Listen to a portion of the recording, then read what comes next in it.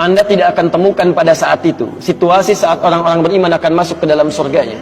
Sementara yang neraka sudah dihukum di situ, sudah banyak yang dihukum, sudah macam-macam masuk. Ini sudah mulai mau selesai, tiba-tiba ada orang-orang yang mengadu kepada Allah Subhanahu wa taala, memohon dengan sangat. Nabi katakan, Anda tidak akan pernah temukan orang yang paling banyak kuat permohonannya kepada Allah, memelas dengan tulus. Asyaddu munasyadatan. Munasyadah itu sesuatu yang dimohonkan dengan sangat. Ya Allah, mohon ya Allah. Mohon ya Allah.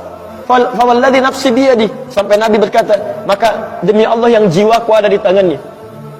Ini Nabi bersumpah dengan jiwanya. Tidak pernah ada kalimat dalam hadis, ya, kalimat seperti ini kecuali menunjukkan itu sangat serius. Ingat, sangat serius.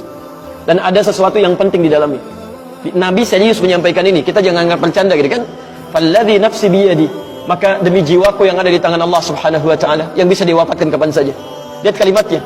Fayaqulu, maka mereka berkata, fayaqulu, maka mereka berkata, ya Rabbuna, wahai Rabb kami, wahai Rabb kami yang tengah merawat kami di dunia, memberikan kecukupan, memaafkan kami, mengampuni kami, dan memberikan nikmat surga sekarang. Wa ya Rabbuna, ya Rabbuna, wahai Rabb kami, hum ashabuna, mereka ada di antara teman-teman kami. Dalam kalimat yang lebih kuat, kalimat yang menggunakan ikhwan, kata ikhwan, hum ikhwanuna, hum ikhwanuna, mereka saudara-saudara kami ya Allah. Hum yasumuna ma'ana, ada orang-orang yang berpuasa bersama kami saat di dunia. Yusalluna ma'ana, kanu yusalluna ma'ana, mereka salat bersama kami saat di dunia.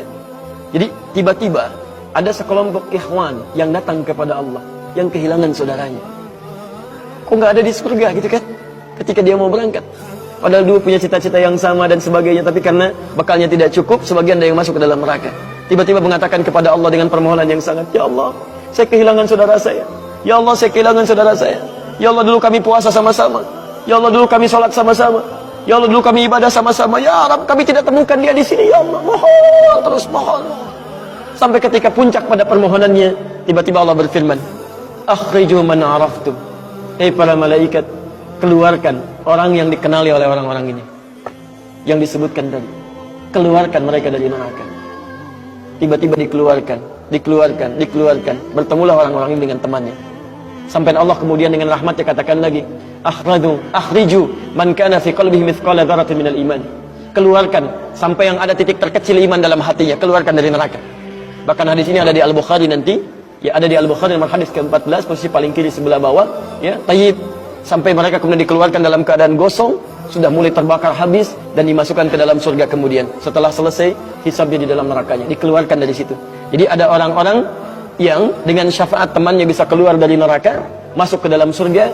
Ada yang sama sekali tidak membantu itu, ya, dosa-dosa yang begitu besar, tidak bisa keluar dan kekal dia di dalam neraka.